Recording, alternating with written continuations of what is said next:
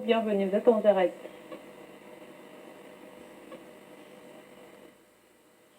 Allô, bonsoir. Et Amadou Mokhtar Mbaye, je vous appelle depuis la Californie. Et je dois préciser que les pions de la France, à savoir Macky Sall, président du Sénégal, je suis sénégalais, je suis sénégalais. Alassane Ouattara, président de la Côte d'Ivoire, ne sont que dans le rôle de valet de la France.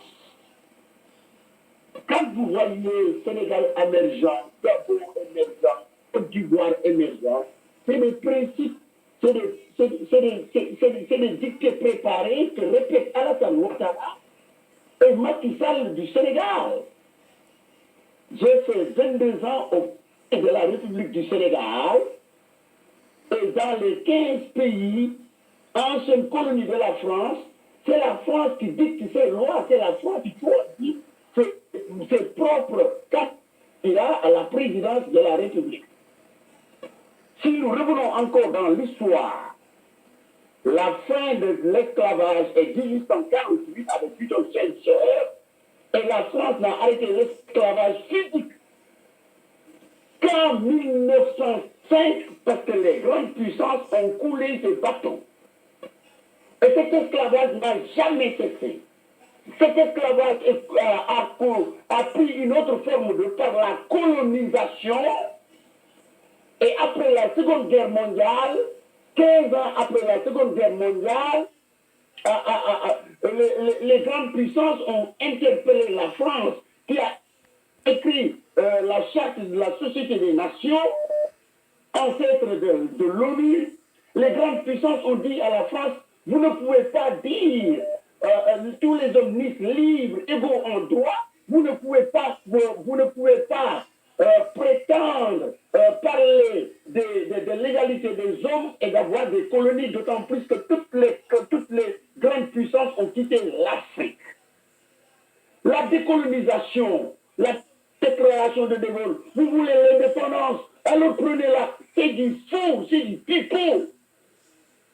La France, même la France, après la colonisation, a poursuivi les pays africains pour tuer les présidents africains. La France a tué, semble-t-il, ils devaient payer l'impôt colonial, leur budget à la Banque de France, d'où le CFA, franc de colonie française. Et, maintenant, même après, quand on parle de l'écho et de l'écho africain, la France continue d'utiliser Alassane Ouattara et Macky Sall du Sénégal pour torpiller l'écho. Nous sommes esclaves. Merci beaucoup à vous, Monsieur Adamou. Merci, Docteur Adamou. Merci pour votre appel depuis Californie aux États-Unis. Alors, on va revenir sur ce plateau. Je me retourne vers vous, Monsieur Olivier Blé. Alors, on sait que d'une certaine façon, sinon très clairement, le temps presse parce que le régime Ouattara, on le sait tous, doit très rapidement trouver un candidat avant le 31 juillet, qui est donc la date limite de dépôt de candidature donc pour cette élection présidentielle d'octobre prochain en Côte d'Ivoire. Que pensez-vous qu'il va donc se passer concernant cette candidature qui est attendue à ce délai bien précis? Je suis vraiment présent pour donner la solution que les Ivoiriens attendent et qu'ils ont attendu longtemps.